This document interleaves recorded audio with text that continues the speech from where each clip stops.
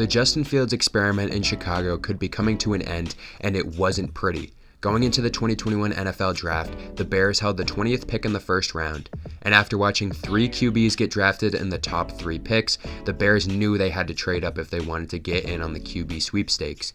Their former quarterback Mitchell Trubisky, who actually made a Pro Bowl and brought them to 2 playoff trips, who they also traded up for in the 2017 draft, was running out of time, and he knew it. The Bears' 2 viable options left were Alabama's Mac Jones and Ohio State's Justin Fields. They traded up to the 11th spot and took Fields, and it seems like it has been downhill ever since. And his starts up to this point, he is 5-23, and he can't throw the football. Fields is averaging 165 yards per game in his career and hasn't looked good or shown any improvement throughout his 2 seasons going into his 3rd now. Fields' pocket awareness is up there with some of the worst I have ever seen at any level of football. Usually if a young quarterback has bad pocket awareness, you can try to fix it, or you could blame the offensive line, but Fields doesn't fall into either of these categories. So far, Fields is tied for the most time in the pocket to throw the ball before pressure comes. This doesn't mean that the Bears have the best offensive line in the NFL, but clearly he has the time to throw. If we look at the amount of times he's been sacked since 2021, he is leading the NFL, but the amount of time he has is there too. Since 2021, he has the most sacks coming after 4 seconds, and he is leading by far, 16 more than any other quarterback. Now you can chalk this up to coaching, receivers, or whoever you want to blame it on, but you can't tell me that if you give almost any other starting quarterback 4 seconds to throw the ball, they aren't getting sacked 79 times in that frame. And their wide receivers are open too. If you go back and watch the film, most of these games where he's in the pocket for 4 seconds, at least one guy is open. Next up, the rushing attack, which he is known for. His rushing attack hasn't helped him much either this year. He's averaging just about 4.5 yards per carry this season, as defenses have figured out that he doesn't throw the ball. Last season, his rushing attack was the only thing that really kept him afloat, and he averaged 7.1 yards per carry. Now you give the guy 4 seconds to throw the ball, and you end up with a sack or an incompletion.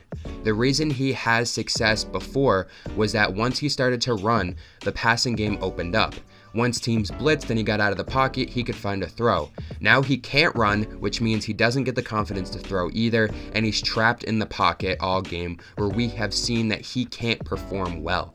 He's averaging 6 yards per throw, which puts him at 28th in the league, 4.4 net yards per passing play, which puts him at 32nd, 4.5 interception percentage, which puts him at the 4th highest, a 58 completion rate, which puts him at 31st, and for a guy who is supposed to be a dynamic rusher, he is still 26th in combined passing yards and rushing yards, behind guys like Baker Mayfield and Joshua Dobbs, who we weren't even sure if they were going to play an NFL game this year. Now, despite Justin Fields not playing well, a lot of people are very disappointed by this. The main reason is because many people going into this season felt optimistic about the Bears despite them being the worst team in the NFL last year, and the public's money was high on them. According to PointsBet, Fields' handle on the preseason MVP was insane, receiving 18.7% of MVP bets. If we compare that to the 2 other players in 2nd and 3rd, who are both quarterbacks that were in the Super Bowl last year, Jalen Hurts had 12.3% of the pot, and Mahomes, who just won an MVP and the Super Bowl MVP, was at 9.3%. Fields had almost a 1/5 of the market and had more than double the amount of the 2-time Super Bowl champion and 2-time MVP Patrick Mahomes and Jalen Hurts, who last year was up there in the MVP voting and also made this. That if Justin was somehow able to overcome it, he would be in the MVP conversation. I do not think that's an outrageous statement. I honestly believe Justin's play is going to warrant him getting into that conversation. The Bears also, according to PointsBet, had the most money placed on them to win the NFC North than any other team did to win their division. Last year, the Bears won 3 games, and the Bears' season win total for this year was set at 7.5 games, and Justin Fields has them at 0-3 right now, going up against the Broncos this weekend. That may be 0-4, they may be 1-3, but that 7.5 win total is not going to happen. Even if you're the most optimistic Bear fan out there, I don't think that you can see any way that Justin Fields is leading this team to 8 wins. The hype around the Bears was real this season and around Justin Fields because of the additions of some of these wide receivers they added. Chase Claypool, who was good before, a lot of people still believed in him as a young wide receiver, and DJ Moore, who they acquired in a trade, trading away that first overall pick to the Panthers. DJ Moore, a great receiver for the Panthers, a young, explosive, fast guy who a lot of people thought paired with Justin Fields would be able to go out there and have another great season, get 1,000 yards. But up to this point, we haven't even seen Justin Fields throw the ball more than 35 yards in the air. So I don't know if we're going to be seeing a 1,000-yard season from DJ Moore, but that's why this team was so anticipated to do well.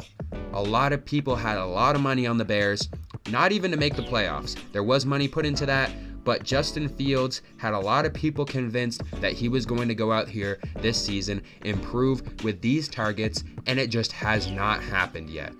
We may see a shift. Justin Fields could go out there and maybe prove me wrong. He could throw 200, 250 yards a game from now on. I just don't see that happening. The processing isn't there. He can't throw the ball more than 10 yards down the field. And the wide receivers have already given up. We've seen Chase Claypool say that he's basically just running routes out there at this point. He's been wide open on some of these plays, and Justin Fields has had 4+ seconds to throw the ball, like we said earlier, and he has not thrown the ball, and Chase Claypool has just stood there wide open. Now, if you're the Bears, you're in this interesting position because you could have drafted a quarterback this year in Bryce Young or CJ Stroud, like we mentioned before. But now, if your team is really bad, you own another top pick with the Panthers this year.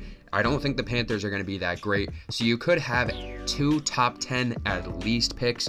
You could even end up with 2 top 7, 2 top 5 picks, depending on how bad the Panthers are, because I do expect the Bears to be a bottom 3 team this year, especially the way that the Cardinals have been playing with at least a little bit of heart and dignity through the first few weeks. And the other 0-3 teams up to this point, the Vikings, I expect them to be able to turn it around. The Panthers have a brighter future with their rookie quarterback in Bryce Young this year than I think the Bears do. And the Broncos at least have Russell Wilson, who's been playing well. So now what do you do? Do you trade away Justin Fields right now? Because I don't know what teams would want him. A team that could potentially be up in the air would be the Falcons. They're doing good with Desmond Ridder right now, so I don't think they're really in the playing cards. A team like the Jets, I don't think they really want to trade for another quarterback after what they saw happen to Aaron Rodgers, and they still have hope that he can come back next year. So what do you do? I think Justin Fields could still be a somewhat successful quarterback in the NFL. Maybe if you figure out a scheme for him to run the ball more, or if he can just throw short passes. But the Bears and him are not a fit, and I think it's time you gotta move on. Whether that's in the middle of the season or at the end of the season, the connection is already lost between the coaches and Justin Fields and the ownership, and it's time to move on. And the beauty of this is the Bears don't even have to tank to get Caleb Williams or Michael Penix or whoever you want, Shedeur Sanders, Quinn Ewers, Drake May, because they're just this bad. We see a lot of teams trying to lose games, but the Bears just are terrible, and they don't even have to try to lose games. They just end up losing them like we've seen. The worst point differential in the NFL, even after the Broncos lost by 50 points to the Dolphins. I think it's time that these two break up. Maybe Justin Fields can get some success with a different scheme, but as of now, he is not a good NFL quarterback. And sometimes even the best college quarterbacks, we saw a decorated career from him at Ohio State.